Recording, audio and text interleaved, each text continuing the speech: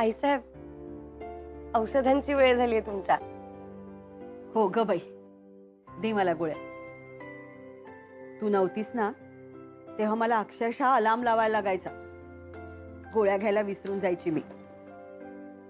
पण आता तू आलीयस ना, माझी काळजी मिटली.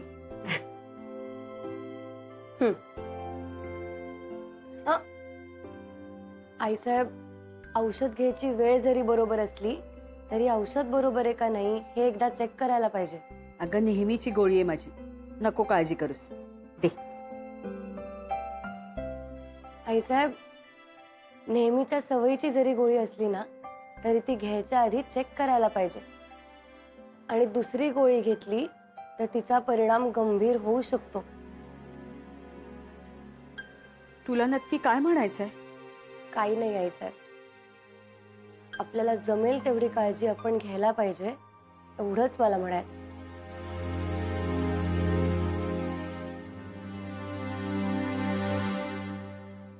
मी आलेच.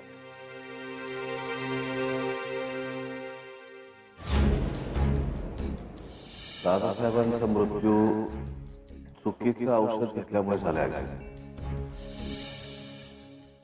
शेवटी घेतलेलं औषध त्याला मी दिलं होतं.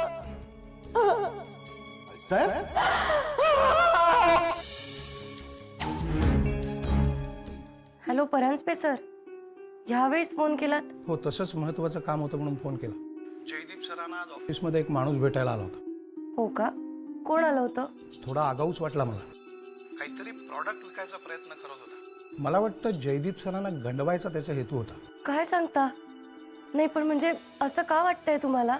असे बरेच प्रकार केले जयदीप सरांनी पूर्वी. तुम्हाला कितपत माहिती माहित नाही, पण अशाच काही काही वस्तू खरेदी करून कंपनीच्या बऱ्याच पैशांची नासाडी झाली पूर्वी. बापरे. आणि मला वाटतं या सगळ्यामध्ये हाच माणूस असावा. तो एकटाच नाहीये, त्याला झेंडे सरांची फूस आहे. काय? हो, मग मला संशय आला म्हणून मी त्याचा पाठलाग केला. तर झेंडे सरांना भेटून हा काहीतरी सांगत होता. नाही, मला नीट ऐकायला नाही आलं कारण मी थोडा लांब होतो. पण एक सांगतो, झेंडे सर त्याच्यावर खूप चिडले होते. परांजपे सर, मला असं वाटतंय की ह्या सगळ्यांचा काहीतरी प्लॅन असणार. तुम्ही एक काम करा, तुम्ही ह्या सगळ्यांवरती लक्ष ठेवा. मी उद्या ऑफिसला येते, मग आपण ठरवूया काय करायचं ते. Okay ma'am.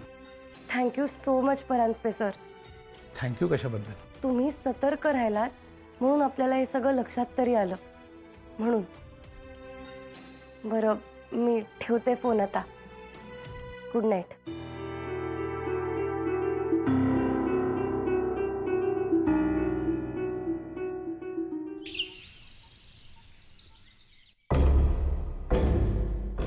FM sir. Jaydeep सरांचा चहा ना? हो सर. आणि इकडे पण सर, त्यांना तो त्यांचा नेहमीचा 3 डिपचा चहा मला माहिती आहे. दे आण. दे दे दे. नाही, नको सर, मी देतो. FM सर, तुम्हाला कशाला काम?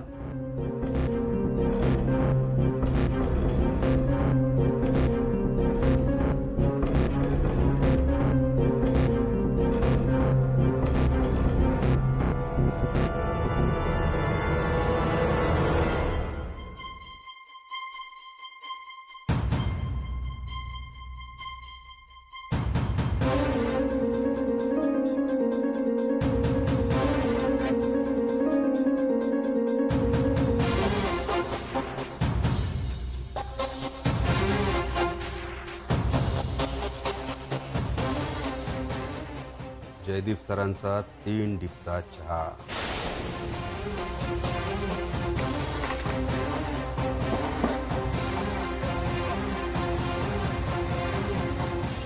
सर, सो 9 वाजेपर्यंत तुम्ही फ्री व्हाल.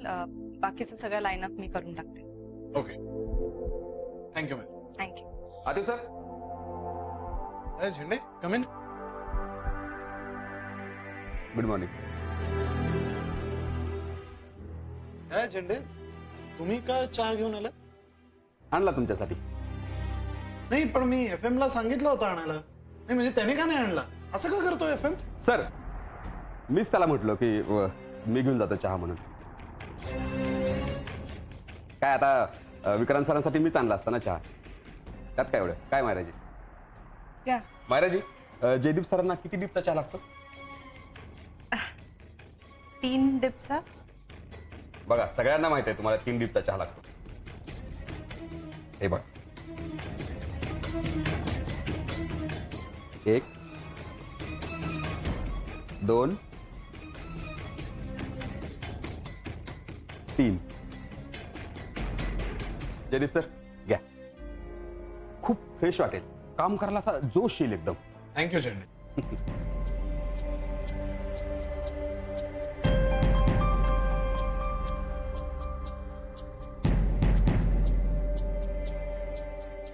छान आहे, फ्रेश.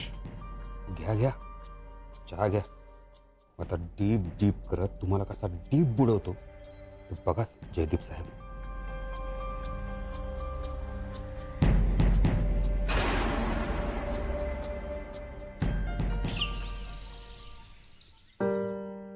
बोलावलं मॅडम? हो, बसा ना.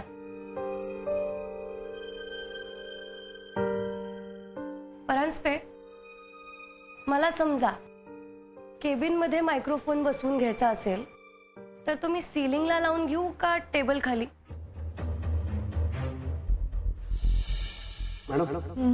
विक्रांत साहेबांच्या लक्षात नाही ना? मला नाही वाटत, पण आता हे करणं गरजेचं आहे.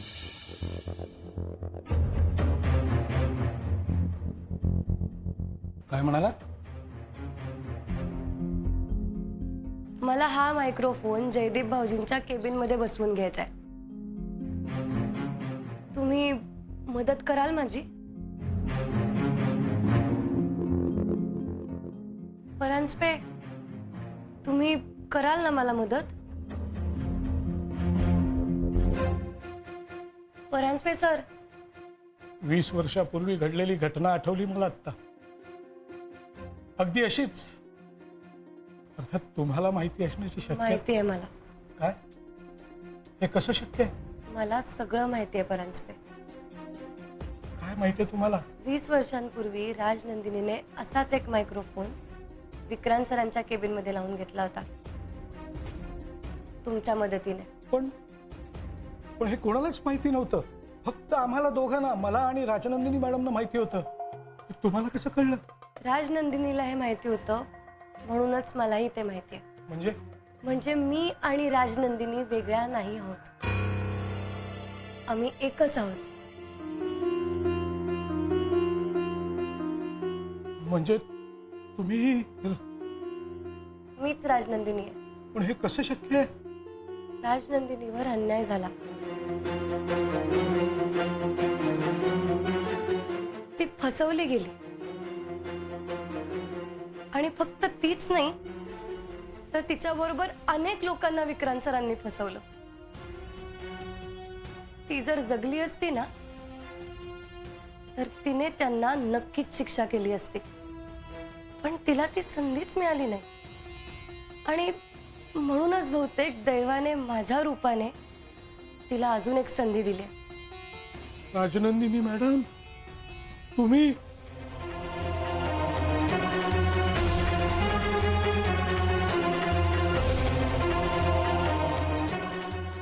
काय झालं परांजपे सर?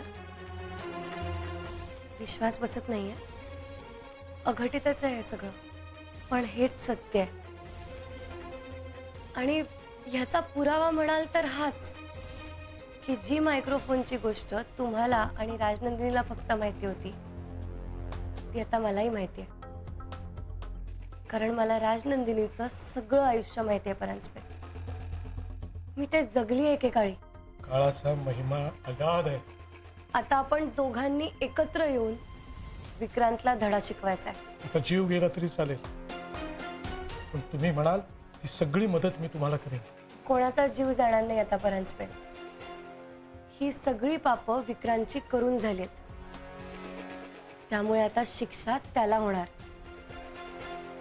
परांजपे, आता नवीन पर्व सुरू झालंय. विक्रांत युग संपून आता राजनंदिनीचं युग सुरू झालं. त्यामुळे तयार राहा.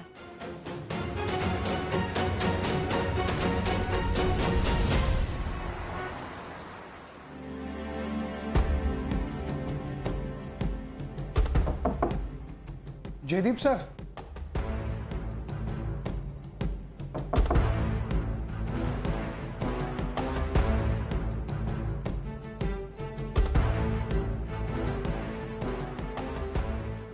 जयदीप सर.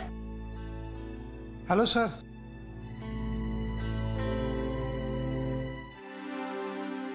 हॅलो. तुम्हाला कामाचा खूप स्ट्रेस आलाय का? तुमच्यासाठी काही चहा कॉफी मागवू?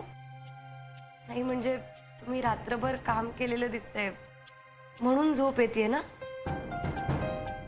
नो नो नो, मी आत्ताच घेतला चहा.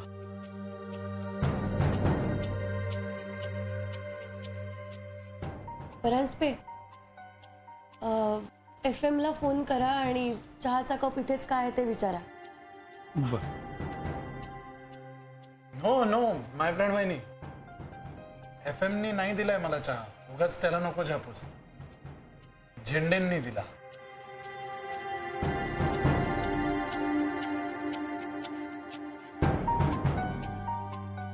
झेंडे सरांनी?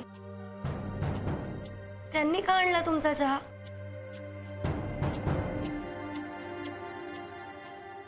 असंच.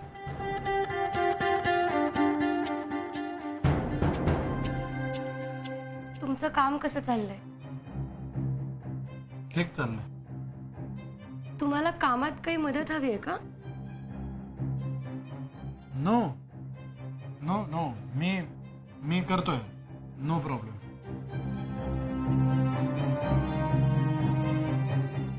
शुअर ना? नाहीतर परांजपे आहेत तुम्हाला मदत करायला. नाही म्हणजे मी तसं सांगितलंय त्यांना. Yes yes, I know. Thank you. भाऊजी, कामाचा खूप लोड तर नाही आहे ना? No no, I am enjoying.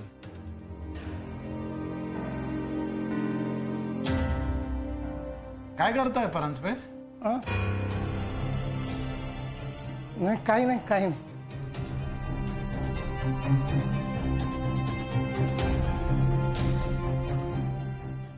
आम्ही निघतो आता.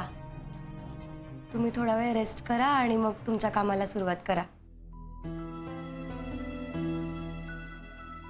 आणि एक कायम लक्षात ठेवा, आई साहेबांना, सोनियाताईंना आणि मला तुमच्याकडून खूप अपेक्षा आहेत.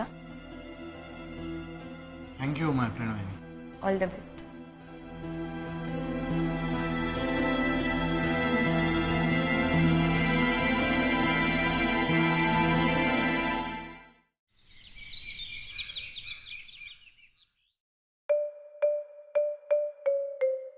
Good morning.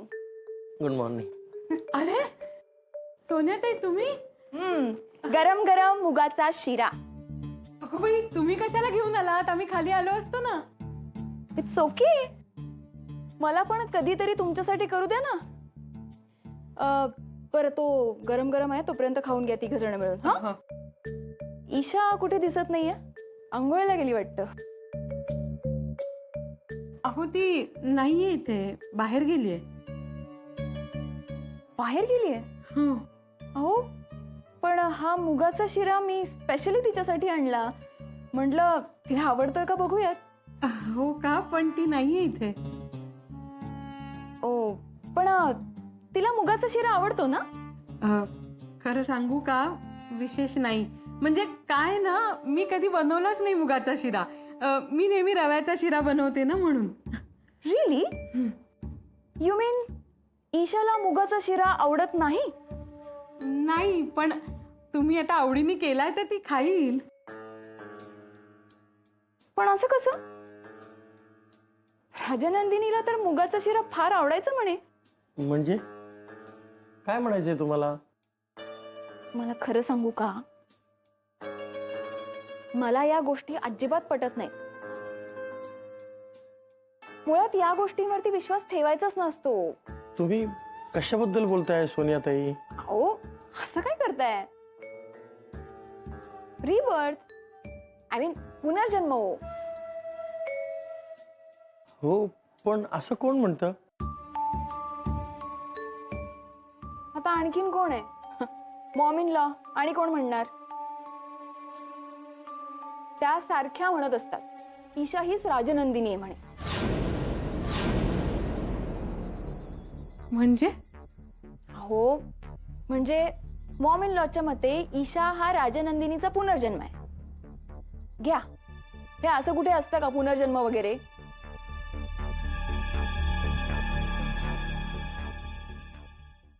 तुमचा पुनर्जन्मावर विश्वास आहे का? हा म्हणजे आम्ही नाही नाही नाही आमचा अजिबात विश्वास नाहीये याच्या. करेक्ट. विश्वास ठेवायचाच नसतो, कारण पुनर्जन्म वगैरे असं काहीच नसतो. या सगळ्या आपल्या डोक्यातल्या कल्पना आहेत किंवा आपल्याला होणारे हे सगळे भास आहेत, दुसरं काही नसतं असं. हो का? एनिवेज, तो मुगाचा शिरा खाऊन घ्या, गरम आहे तोपर्यंत खाऊन घ्या आणि मला सांगा कसा झालाय. नक्की. बाय द वे, तुम्ही दुपारी काय करताय? आम्ही म्हणजे फ्री असाल राईट? तर दुपारी आपण 3 जण भेटूया. का म्हणजे काय आहे? कारण माझ्याकडे तुमच्यासाठी एक सरप्राईज आहे. सो कूल, भेटूयात आपण दुपारी 3 जण. Okay, see you then.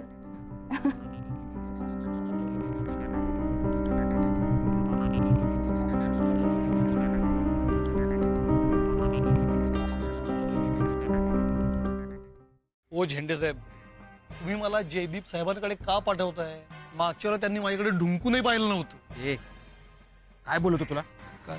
त्यांच्या औषधाचं सगळं बघून घेतो म्हणून मी सगळं सेट केलंय. आता तू जा, ते सगळं ऐकतील तुझं. ओके?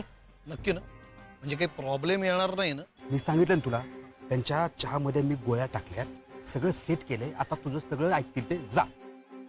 पण म्हणजे काय मानधन काय काय काय डबल मानधन पाहिजे. का? काय ऐकून घ्या, माझी काम करण्याची पद्धत फार वेगळी आहे. तुला डबल मानधन देतो. तू माझं आधी एक काम कर. हो हो, जा आलोच. आच! जा जा. हो.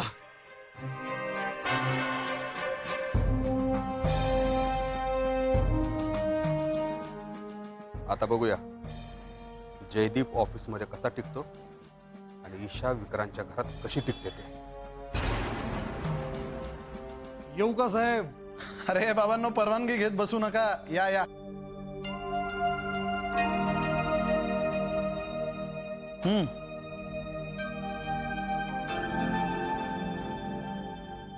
तुम्ही परत इथे? हो, परत आलो.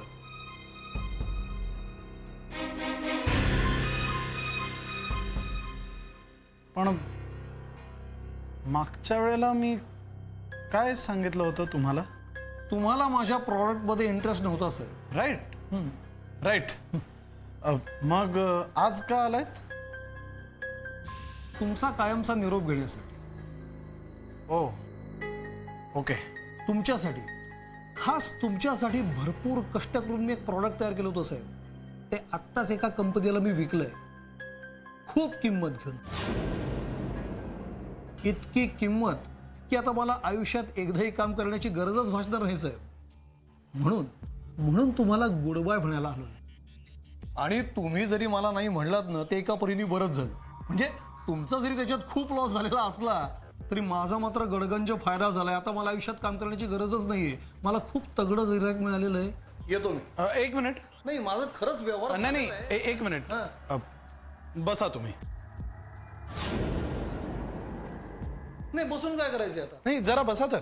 नाही, माझा व्यवहार मुळातच प्लीज दुसरीकडे सगळा- प्लीज प्लीज प्लीज बसा जरा. आता काय आहे माहितीये का, की तुमचे आणि आमचे व्यवहार जुने, आपले संबंध जुने. काय आहे तुमचं प्रोडक्ट? दाखवतो.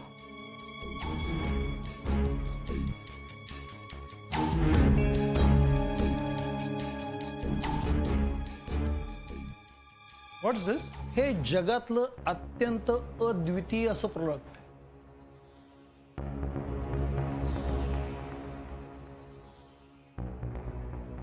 या प्रॉडक्टमध्ये कुठलंही फॅब्रिक, म्हणजे उदाहरणार्थ तुमची राजनंदिनी साडी जर का अशी भिजवून बाहेर काढली तर ती संपूर्ण आयुष्यात कधीही फाटणार नाही. त्याच्या क्वालिटीत कोणताही बदल होत नाही. एवढंच नाही तर त्याच्या रंगातही कुठलाही बदल होत नाही. व्हॉट? येस, म्हणजे तुम्ही अगदी कात्री घेऊन ते कापड कापायचा प्रयत्न केला तरीही ते कापड फाटत नाही. फॅन्टॅस्टिक. खरं तर साहेब, तुमची राजनंदिनी साडी आणि फॅब्रिक्स हे डोळ्यासमोर ठेवून मी हे प्रॉडक्ट तयार केलं होतं. फक्त आणि फक्त सरंजामे इंडस्ट्रीजसाठीच.